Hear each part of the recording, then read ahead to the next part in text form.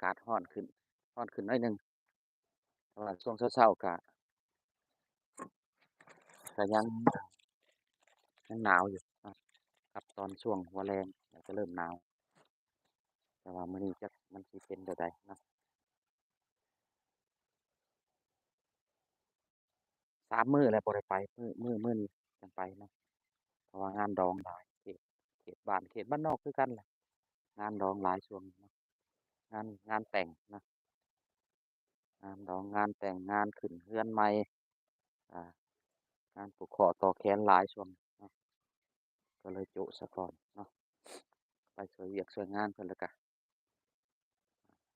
ตอนนี้เราไล่อยู่ก็ประมาณ30นาทีเนาะขอบคุณหลายๆคุณสุรชัยแล้วก็แม่อ้อยนะครับเนาะทักทายสวัสดีนะสุรชัยการช่างนะครับแม่บ้านครับผมสวัสดีครับเนาะ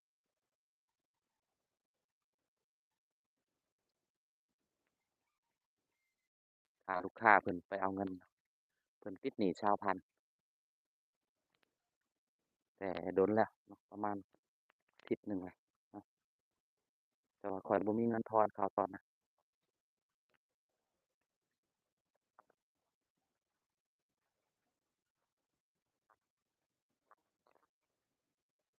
คันเราบ่มีเงินน้อยนี่ถือว่าลำบากเนาะออกไปขายเครื่องข้างนอกเนาะบ่แม่นเขาบ่มีเงินดอกเขามีเงินใบใหญ่ใบใหญ่คันถ้าถือไปด้านแสนนี่ก็ทอนผู้เดียวมันก็เบิดแล้วผู้บางคนน่ะซื้อ10,000แล้วก็เอาใบแสนให้ซื้อหมื่นกีบเอาใบแสนกีบให้ก็ทอนได้90เนาะทอน90,000แหละเนาะก็เบิดเงินน้อย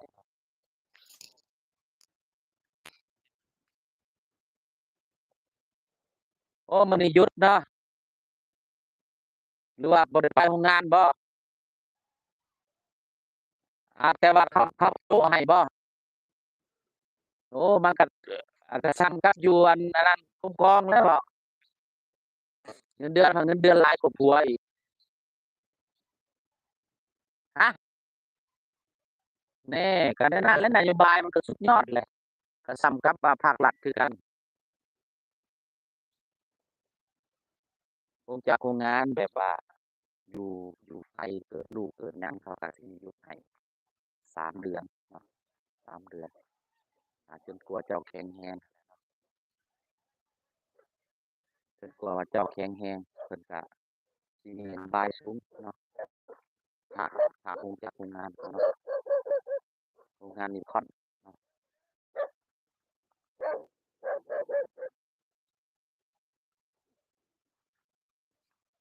หมอหมอนี่ไวกว่าหมู่เนาะหมอนี่ไวไฟกว่าหมู่ผู้หญิงติผู้นั้นน่ะ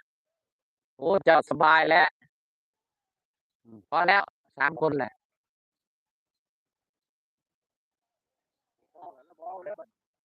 นำผู้หญิงแล้วถือว่าโอเคแหละนำได้จักแลคำหมอไก่สิไปเอาเก้าอี้ใหม่อีกบ่ฮู้ตัวน่ะเออแต่ว่าไปเอาผู้ใหม่ก้มแล้วเนาะผู้เดียวนี่ก็ยังบ่รอดแหละอืม3 คนก็บ่แม่นง่ายเดะคนว่าคุมื้อนี้เลี้ยงด้วยเงินเด้คน10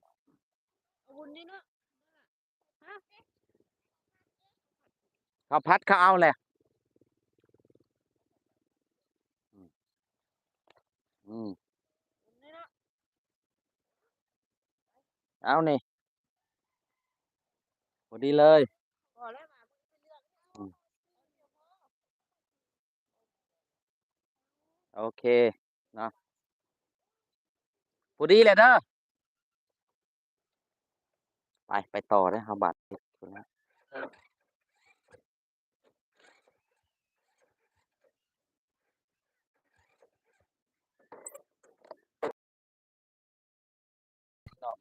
ดอนครับ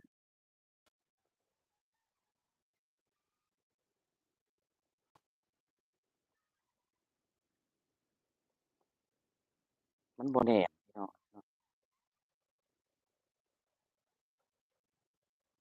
โทรศัพท์ข้อยตก